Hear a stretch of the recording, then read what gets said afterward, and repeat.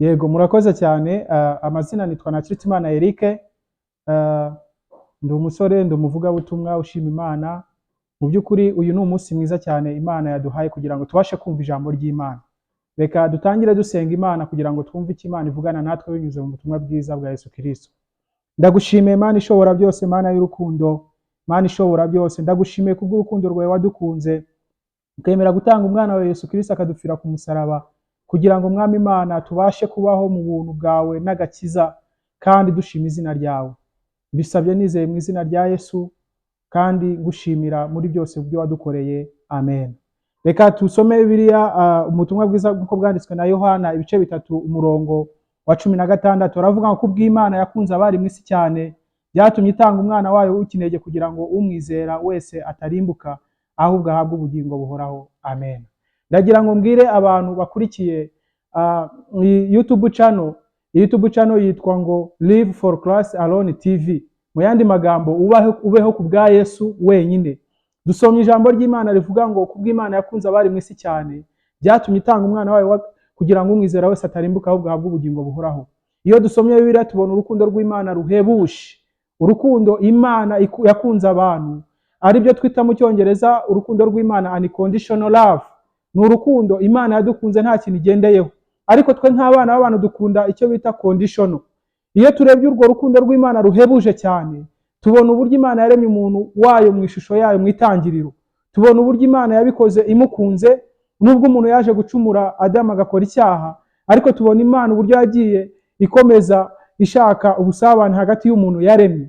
Haza kubaho igihe Imana ihereza Mose amategeko, ndetse ishyiraho n'amategeko uburyo Abisirayeli bazajya batamba kugira ngo babashe kugera imbere y'Imana bagirane ubusabane nayo. Ibyo byose Imana yabikoraga kubw'urukundo rwayo.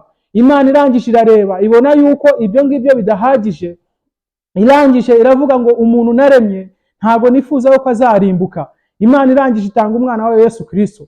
Twasomye ijambo ry'Imana rivuga ngo kubw'Imana yakunze abari mu isi cyane, byatumye itanga umwana wayo w'ikinege kugira ngo umwizera wese atarimbuka, ahubwo ahabwe ubugingo buhoraho. Imana yatugiriye neza, Imana itanga umwana wayo w'ikinege. Twari abanyabyaha, ndetse Bibiliya iravuga ngo twese twakoze ibyaha, ariko ntitwabasha gushyikira ubwiza bw'Imana. Ariko Imana irangije, kubera ikunda umuntu, ifite rwa rukundo, ishaka twongere tugaruke imbere yayo, itanga umwana wayo Yesu Kristo. Rero nshuti yanjye, uyu mwanya ndagira ngo ukangurire ngo ubuzima bwose waba urimo utekereze ku rukundo Imana igufiteho. Imana igufiteho umugambi mwiza. Nubwo dukora ibyaha tukayibabaza, ariko Imana iradukunda. Ndagira ngo uzirikane urukundo Imana yagukunze, nawe noneho utekereze ikintu wakorera Imana.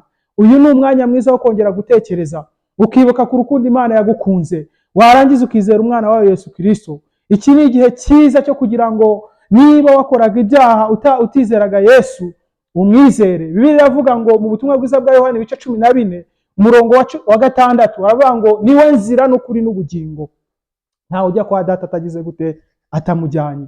Yesu niwe nzira n'ukuri n'ubugingo. Niba tuvuga ngo tuzajya mu ijuru, ntago wajya mu ijuru utizeye Yesu Kristo. Niwe ufite ukuri, niwe nzira, ni nawe bugingo buhoraho, niwe tuboneramo agakiza. Ndagira ngo sengera abanyarwanda bose n'abandi bantu bose babashe kunkurikira impande n'impande, kugira ngo uyu mwanya babashe kumva neza ko ari uwabira ijambo buve ko ari iryabo. Reka dusenga Imana. Ndagushimiye Mana ishobora byose, Mana y'urukundo, Mana igira neza, Mana ikomeye.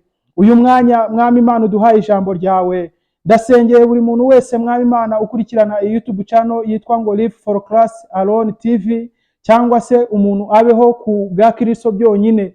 Ndasenze kugira umuntu wese ukurikirana Mwami Imana iri jambo ryawe ribashe kugira aho rimukora, kandi uhindura umutima wiwe. Ijambo ryawe riravuga ngo iyo umuntu ari muri Kristo Yesu aba ari icyaremwe gishya.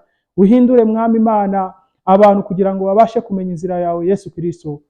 Ndasenze nizeye mu izina rya Yesu rifite imbaraga n'ubutware. Amen.